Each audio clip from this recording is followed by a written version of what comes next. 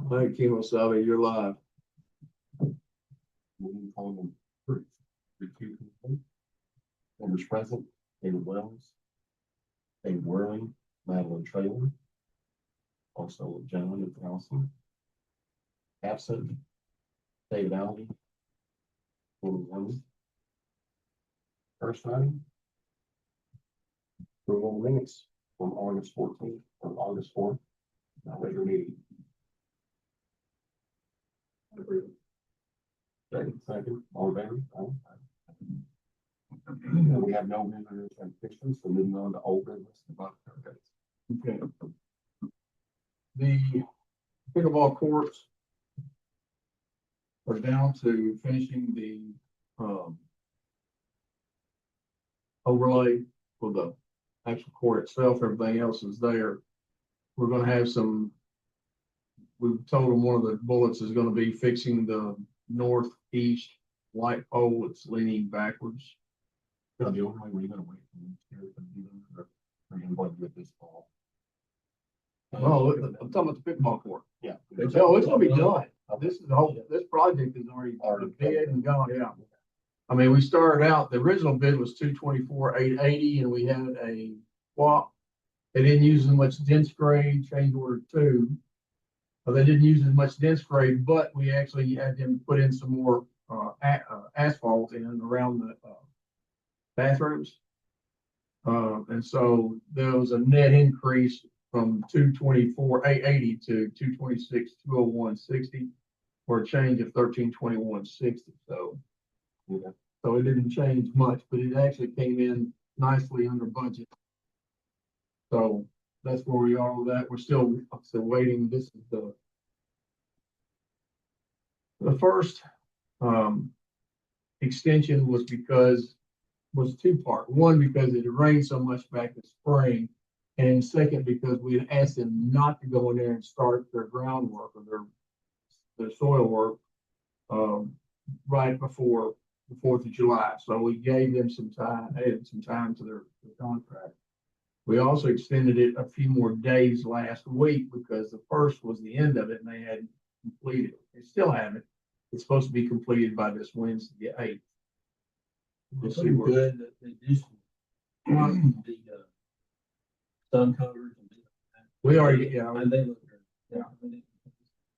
I'm out there and plant stuff.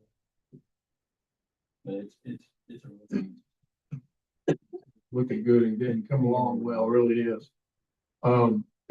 The ball fields, or let me back up the batting cage. Yeah. All right. The batting cage, we've got the netting back up on it, so it's operational again. We also have the canopy fixed and back up on the playground structure between fields 1 and 2 and the ball field. It had come down because we're missing the bolt or something. But anyway, it came down and I had to get some more parts and they got it back together.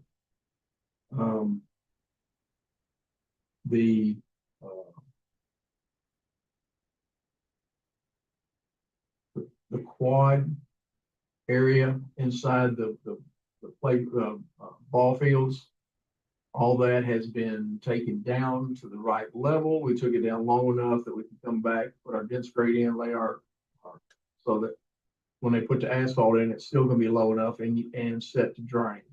So we also took all the pads. We took the dugouts off the pads, went over, and then we've raised the pads up 4 inches. So raising them off for additional 4 inches. We'll go back and put the dugouts back on. That'll keep them where you couldn't see the difference between the infield and the pad because it had just all drained onto the pad. And so this should stop that. So we've got that going on as well. Of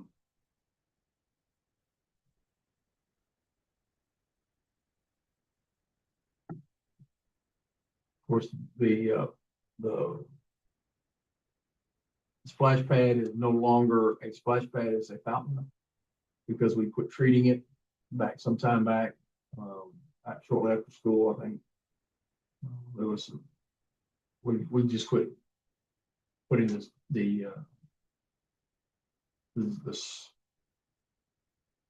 chemicals in it to make it where it's like a pool. We quit doing that, so it's just a fountain, so we don't let people are not supposed to be in it at this point. We have actually got in our new bucket truck. So we bought a new one, when we got it in actually today. We signed the paperwork on it, took delivery of it today. So that means that we can actually go back and work on lights and stuff like that. The old one will be surplus. We've still got some projects to go as far as lighting, lighting in the parking lots, lighting in the, change the low high metal halide lights out here at fields 1 and 2, replace them with LED lighting. So we still got that to do.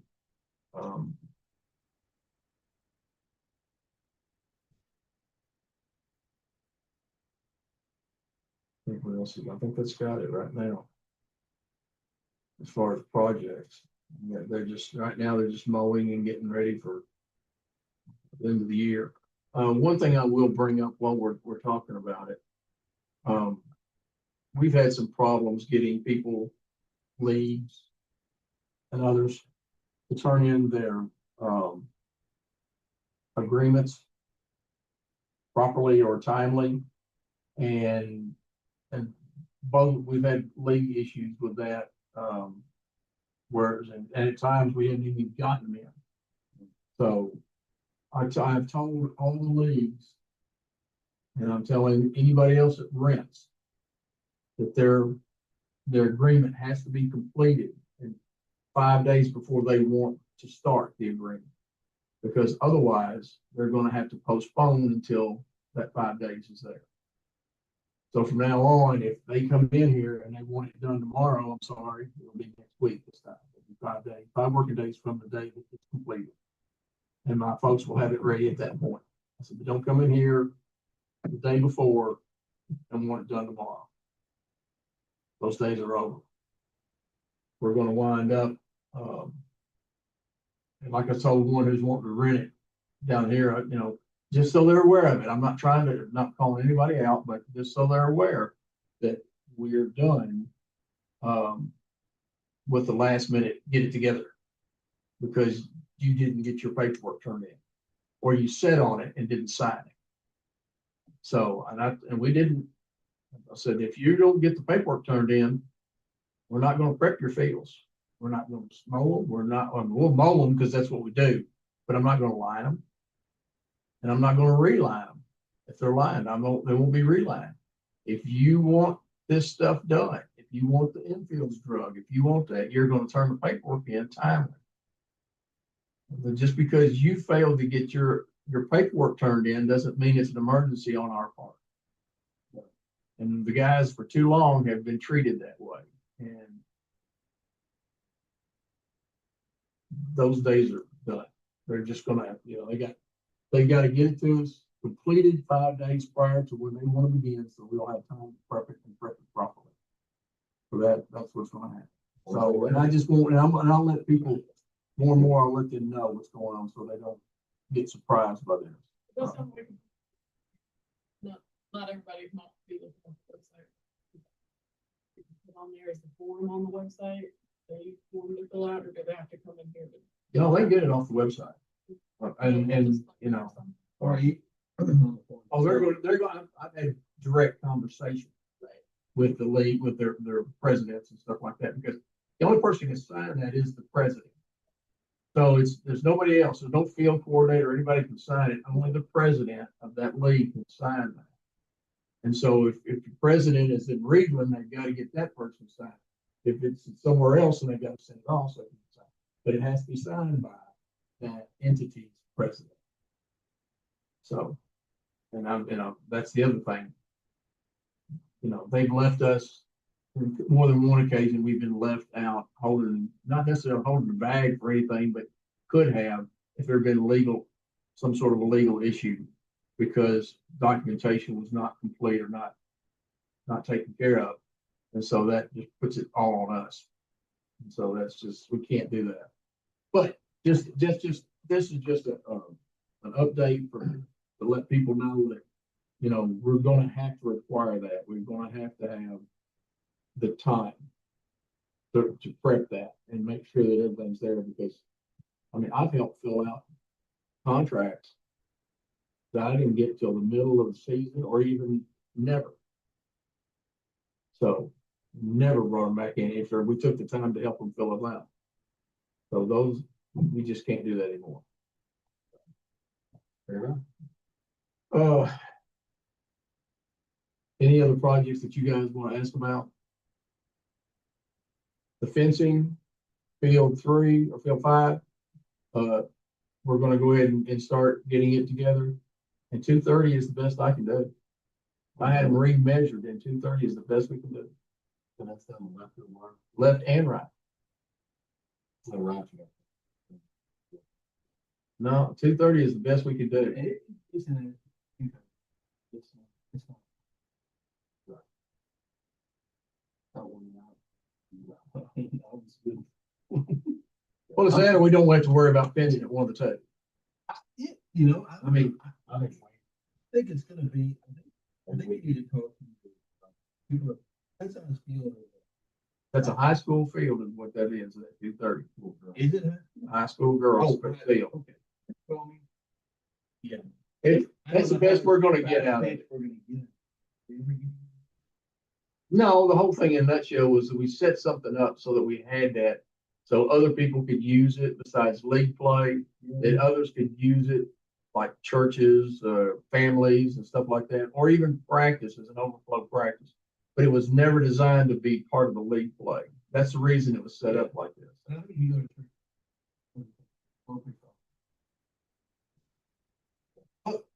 Back, I mean, not necessarily, it depends on what we got. We go back out, what's behind it, 30, 40 feet over the fence is what. Well, but it's field, you got field on one side, you got park on the other side. This is one. Yeah. You got enough room. You know, I would say, you know, back there, you know, jump around.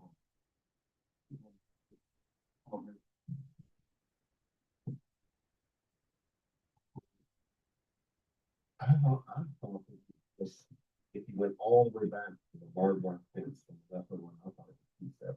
Oh, goodness. All the way back. to the Well, barbed wire I'm fence. saying. No, it's not because I had Brad go check it.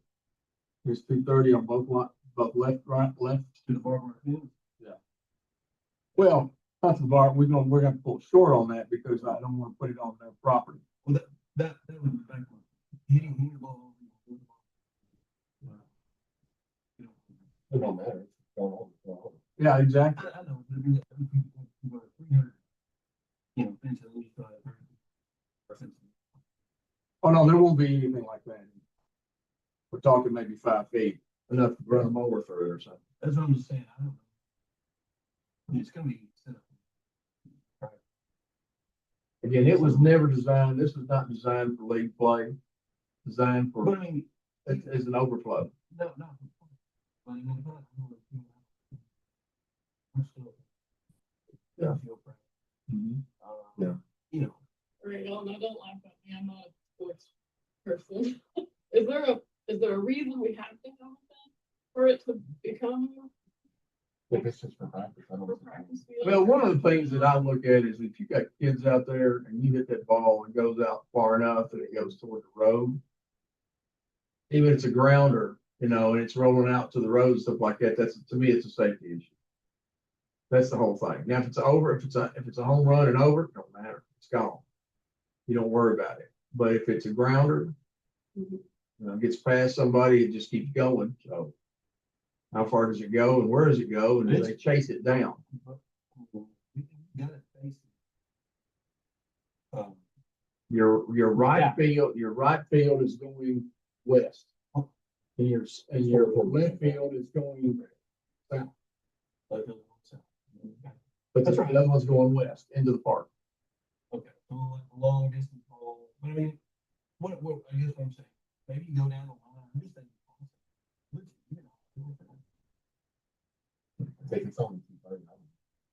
take things down.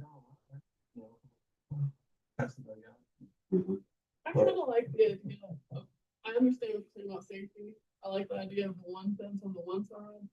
But just in terms of like having access for everybody, I like the idea that churches can use that pavilion and not feel like, oh, there's a fence around that. I don't know if we can use it. Can we use it? You know what I mean? Well, this would be a ball field only, it wouldn't be, it wouldn't be Like a anywhere lock near or that. anything. Mhm. It wouldn't have like a lock or anything.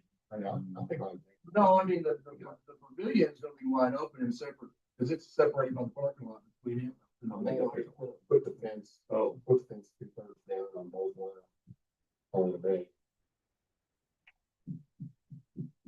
Cause you're talking. Well, I'll talk to our risk management people and see what they say. If they say put the fence around it, we'll put the fence around it, but I'll talk to the risk management. And see what they. I'm thinking they're gonna go right. No. Well, I'll talk to them and see what they say, and then we'll go from there, okay? I didn't realize it. Yeah, when I set that in, I'd already preset that, I thought, and looked at it. But we had to do it. Well, I mean, we're facing the other one. The problem is everybody had to go all the way around to get a seat, number one, and two, they had to go around to go to the bathroom. It is. The utilization. Best thing. For where we get to see utilize. And I definitely think. You know, as long as you get the baseball. At the right distance. I mean, I think that's good. Maybe it'll be great. If there's ever one real need, sometimes I'm sure they'll get easement from the farmer. And if I have a team out here, We need I'd to- one of love to them- have that. Or I could, you know, I'd rent that somewhere. And you done like, you know, infield, all that stuff, get everybody ready to go. Out there and play. I mean, there's nothing that, it still could be a good, facility for that. And, you know. Yeah. I love it. I've seen people play kickball there and pick up games, and I just think it's simple, and I like that it's not part of the league. Yeah, I never intended for it to be part of any league, you know, because just for that purpose, I mean, they eat when these start taking off, they're eat up with ball teams, and I understand that, that's great. But you've got to have that overflow or that ability for others to be able to utilize it during that time period. That's the whole point of that field there.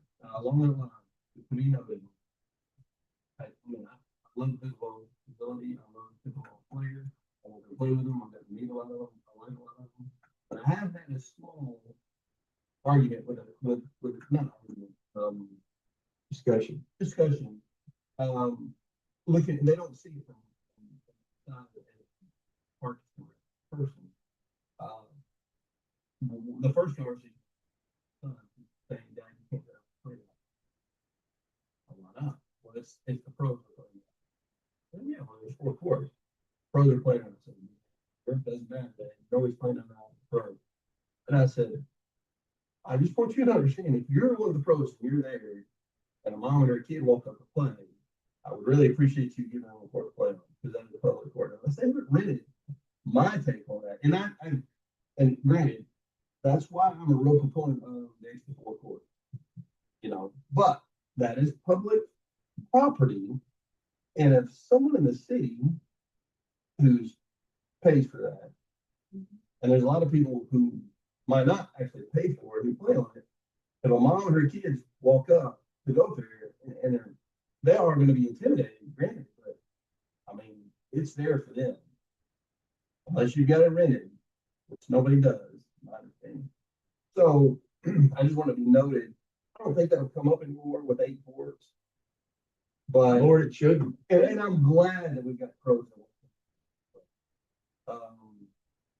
But well, Not that's something we're gonna talk about tonight. I'm just talking about everyday life. They've been a great friend.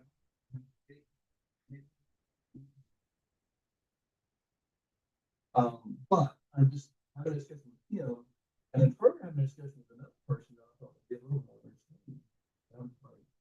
quote, you know. If a family comes up here, give them a court, let them play. Play on three. I mean, it won't happen very often, but understand that this is Calvert City's pickleball court. And if residents roll up here, I don't care what night it is, you don't have to reserve, be courteous. And that was really, I don't think many people, maybe I'm in the wrong.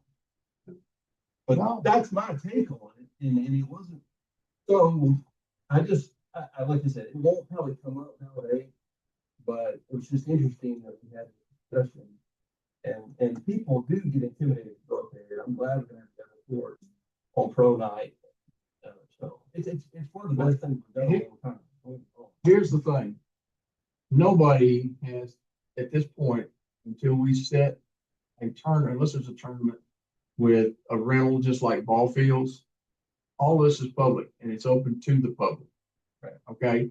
Nobody owns those courts. Nobody has control of those courts. Those courts are open to the public. There is no league that plays. So we don't have a league agreement with anybody to play. Okay. Now, we are probably going, this is what we're going to talk about tonight is there are people wanting to do tournaments. And we're going to talk about pricing for fields, soccer and baseball. We're going to talk about pricing for courts, skate, pickleball, and basketball courts. If somebody wants to reserve those for a tournament, we're going to talk about those because we're going to make recommendations to the city council for those fees. And the fees that we have now are minuscule. It's $20 for a field, baseball field. Well, it takes more than that. And it takes me more labor to get those fields ready for that play, you know, then we get back off of that, you know, and if you're having to do something every day, then it's, you know, $20 is not enough.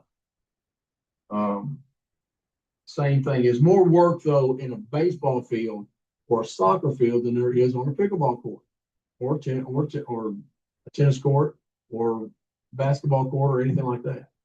Those courts are already painted. All you have to do with them is just make sure that, you know, that it's cleaned off or whatever, and there's a bathroom that's prepped and ready to go. That's the biggest thing with that. So really your costs for those courts are not going to be as high as they would be for ones like ball fields, where we have to get those fields ready, mowing, striping, infield work. That's not my concern. It's not, because I look at this as what does it cost us to do? I mean, when you're selling a product, you don't price it always based on what somebody else does. Yes, sometimes you have to go back and look at that, and we're going to. I mean, you need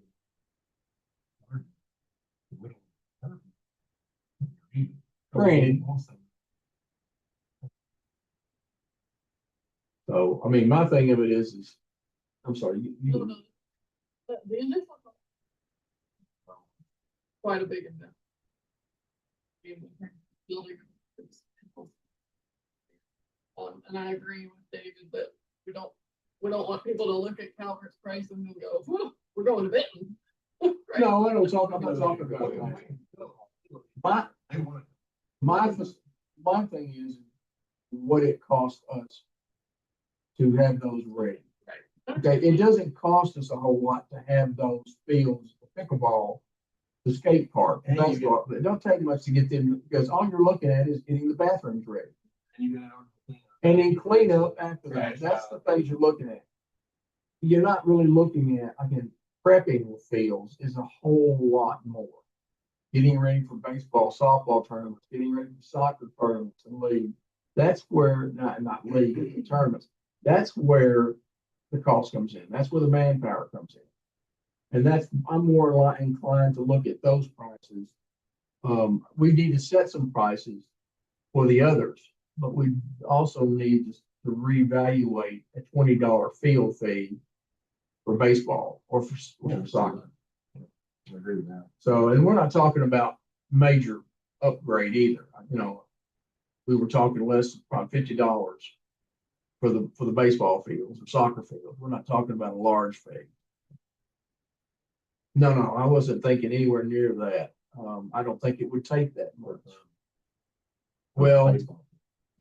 that, that's 50 per field per day is what that is. Okay. But we weren't talking about $35 for the courts, utilizing them per court per day. And if they're using the baseball, softball, or well, not right now, we don't have soccer lights, but the baseball, softball fields, and they need lights, that's another $20 or so per field for those lights. Now, granted, summertime, you don't really need them because you can really work these games to where they're not at night. But you could. Again, this is something that we needed to get some, and I agree with you, we do need to get some comparative pricing. But and so this will be put off another month until we get something to do with that, because you're not going to be able to make a educated decision until you get something else on that.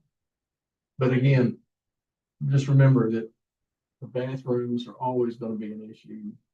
Cleanup of garbage and stuff like that. And a lot of times tournaments are going to have a lot of that. But the big thing is prepping ball fields. The fields versus the courts are going to be much more labor intensive.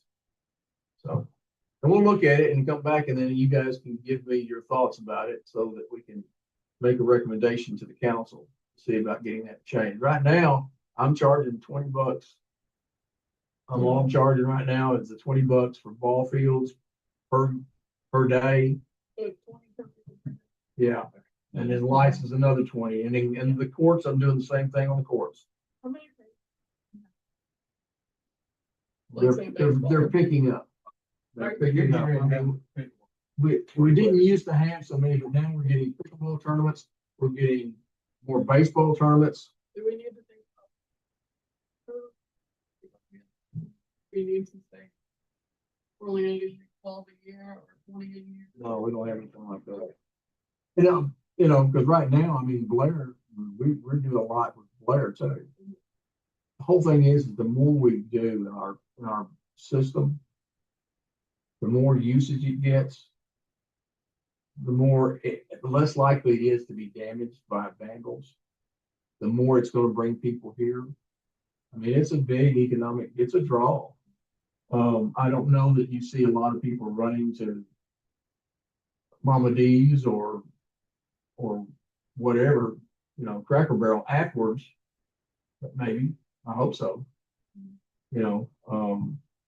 But if we get more tournaments in and more stuff like that, then maybe that's going to draw them. Maybe it'll utilize the hotels and motels. I think this is somewhere. Let's say next term, over 16. Yeah. You can get it. Well, you also got it. Next year. You're gonna have enough time to figure it out.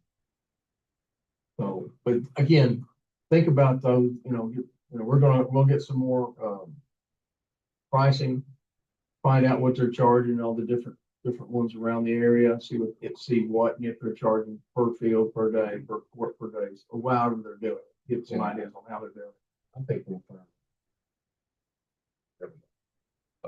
Yeah. Oh, I'm sure. Absolutely. There's no doubt of that. But I just don't know where we need to go with it and still make it reasonable. I mean, Calvert's been good about that. I mean, no one's ever been taken to the cleaners in Calvert. I'll tell you that right now, not even the residents. I mean, when they put on, they charge per team. Probably bring it above. Who knows? That's, it's. I know the pickleball, they came back. They get back. Resource. I have no idea. I didn't get that. I personally didn't get that information. I don't know. Pretty hard to get. Okay. I mean, that doesn't ever happen. when you think about what it costs to put these courts together, you're talking almost $250,000 per court, for a 4-court setup. I think it was close to $1 million. It's, A very, oh, that, very, the whole pickleball. Just the 8 courts, the bathroom yeah, facility. you got close to 750 down there. And that doesn't count some of the others. That's just the 2 courts and the bathroom. Each of them have been around somewhere around $250,000. So, yeah. I know when I used to play soccer. It passed me. On the street also. 250, and that's been 15 years ago. It's 250 per team, like 2,500 a player. Oh, really? And that's back then, so. Well, And they were paying probably, it's probably gonna be. Yeah. But I like. I said, I know there's got to be a lot of cost to it, to put it all together. well, after that, we first off. Usually the other teams, well, it could be. you go in early.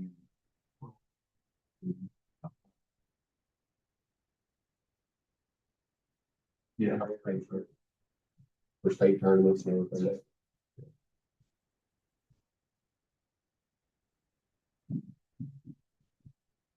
See, What else do we?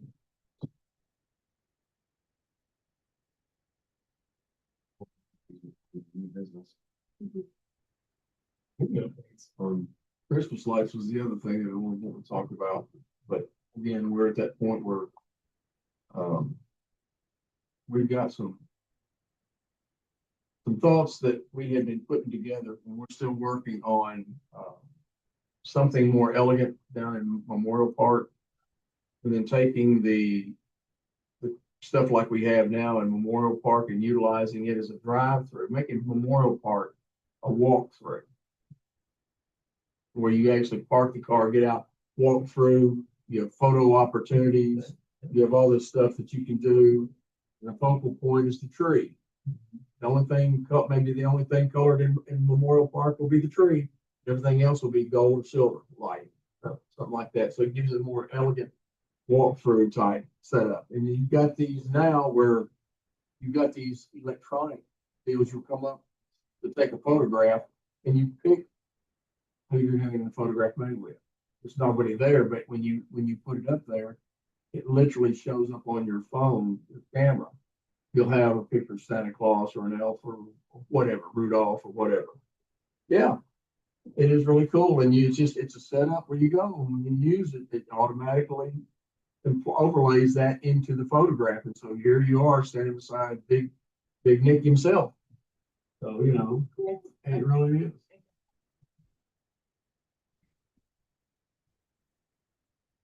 Something you take a break and get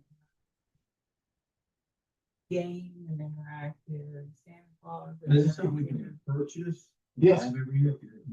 We're working with ourselves. I love it. And I then, love that. all the old stuff that we've got now, setting it up in Old Park as a drive-through. Great. So that way, we don't give it rid of it, but we utilize it as a drive-through.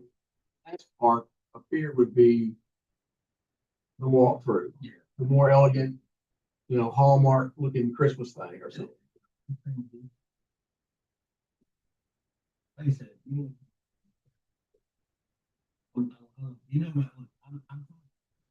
that I'm just seeing. No, Murray doesn't have it. That's correct. This would be us. Hold on. Yeah. I'm telling you, you create a zone. Christmas time in this area. Picking music players and people come. This turns Calvert into its own unique Christmas place. It's not like everybody else's. Yeah. And those are great. There's nothing wrong with it. Those are great. That's the traditional. But this is traditional as well, but it's not traditional necessarily in our area. But we're not we are unique to our, with, you know, people treat us uniquely. Yeah. And we are unique in a lot of cases, a lot of ways. So let's embrace that. I think it's great. And I think that in itself will bring people, because it is different. Yeah. It's not the same. It's the same. You know, I can see this at Noble Park, or I can see this at Miller Park, you know, and they're wonderful. Amazing, you know, displays. But this would be different. We can actually get out and walk. Yeah. You know, like Patty's, you get out and walk, but you take each one of the benches down there and you put a background with it. So it in itself becomes a photo And opportunity. then Disney, That's what. me, you start to Brad. It's like, it's actually really pretty. Maybe the last. Really beautiful. Christmas got a little hot chocolate. Yeah. You know. And honestly, we landed. Really, probably. They were pretty. We nailed it. I mean, you know, some guy. I mean, seriously, I don't know. If anybody's got And that tree can go up again. I mean, we could add another 4 feet in rings and go up more with it. I mean, it's. I don't know that we want to. The guys may look at me and be like, I'm gonna wring your neck. I mean, it's kind of.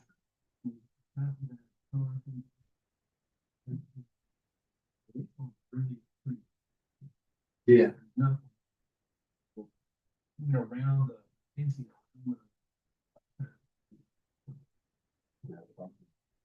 Big ones and that. Well, I hopefully by December,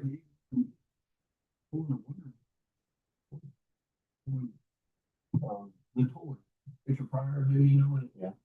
But somebody pulled the plug on the, we noticed it started sagging and then all of a sudden it started going. It was hilarious. Were they? In? That was great. Big one. with it, you know, you got the light poles, things can be put on, you got, you know, we can do arches or whatever. But the whole thing in a nutshell is we're gonna try to put something together as an initial look at. I would love to do that and give it to you in December if you guys. Yeah. Yes, sir. Because what I'm hoping is we get some ideas on our costs ahead of it and look at that for next year's budget. Yeah, we should definitely.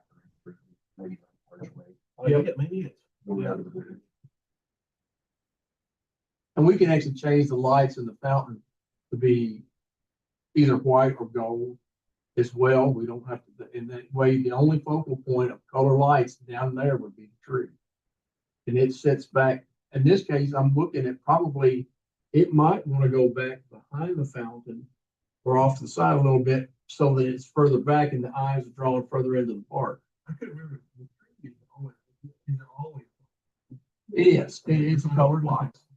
But I mean, we can actually get smaller trees that are actually just the lights, you know, just the wired lights that come up and create the tree and that ambiance. So, but it's. I think our tree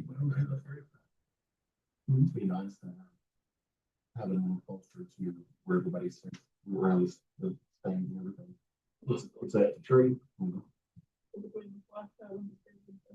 The one thing, These little stands,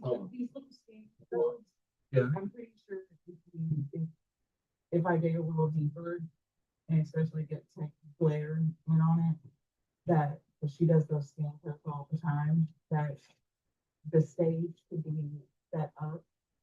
Cause they advertise it that you could scan the code and it'll set up the background for you. But then of course we could have, you know, our tree, you know, a setup of something, you know, Blair probably have the Calvert sign or whatever. And you could save it yourself and it could be your Christmas card. I'm trying to. From all over. And you know, people that were down here, you know, all the time, they'll see that. And then a lot of them coming to town, and they see it, they'll walk out of the. Yeah, okay. Pretty cool to get up to. I like it. Well, that's all I have, sir, unless you guys have questions or other things that I need to address. That's not. Early roundabout. I have no further information at this time. I know it is still on board, they're still on board to do it, but I just don't have a date. Now, there may be other entities that have some pull at the state level that might can give us something down the road, but at this point, I don't have anything. Not too home, driving through that. Handle around about. That might be There were two going. So seriously, the roundabout is gonna be big enough to have a tractor trailer.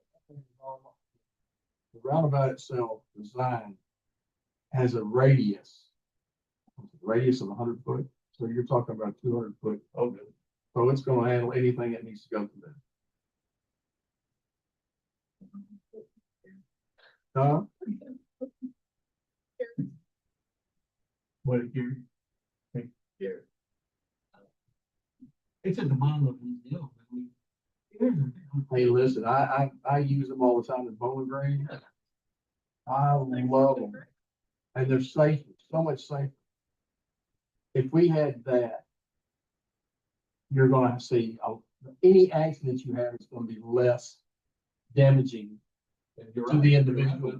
We had the dump truck going 4 ways, when we, That's gonna slow down personal injuries and probably slow down some of the other injuries or property damage on the cars, because they're not gonna be T-boned, it'll be a glancing blow if it's anything, and most people are, And it can be kind of. you've got alternate lanes that you,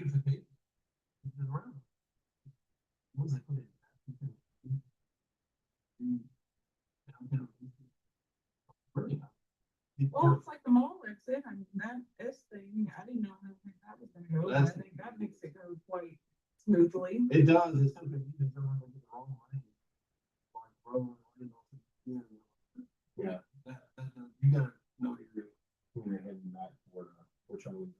you gotta know your. Yeah, lane. that's true. But it does. stay in the right lane. It's weird that it slows Literally. traffic down. To create a safer environment. That came out. I do not like how, the Calvert and Paducah thing is.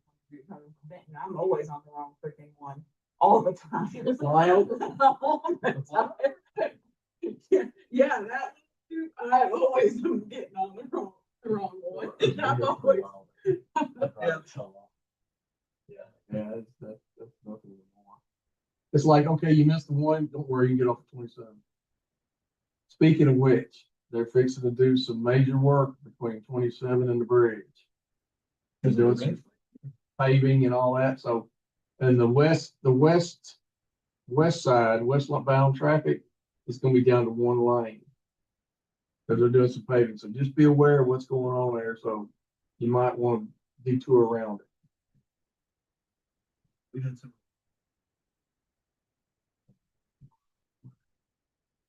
Between our.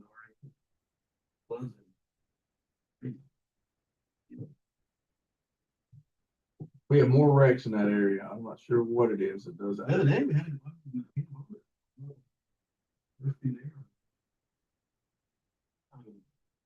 It goes for clean, it was locked, it was no drive. Either one, he's going down the road. They know it was on fire. That's what, Ernest truck, money, trailer. We have, seriously, that exit right there, that area, for some reason, is just unreal. Yeah. Accident wise, I've got to where, I hear constantly, Tim talking about that. Yeah, it is. So a lot of times I'll use it, but a lot of times I'll just head on across and get all over at Eddyville or Catawba. And you get on 24 there. Huh? Well, part of it is, I think that there was a change in they don't expect the lane to end when you get it merging on there where it comes around. It ends, that right lane ends instead of, and then you've got a gap between it and then where you get off. And a lot of people were thinking it just continues on to get off, and it doesn't. And so it puts them in a bind at times. So anyway, Yeah. well, I think it was a money saving thing. May or may not have worked. Yeah. All right, sir. The motion to adjourn, Second. all in favor, aye. Meeting adjourned at 6:27 p.m.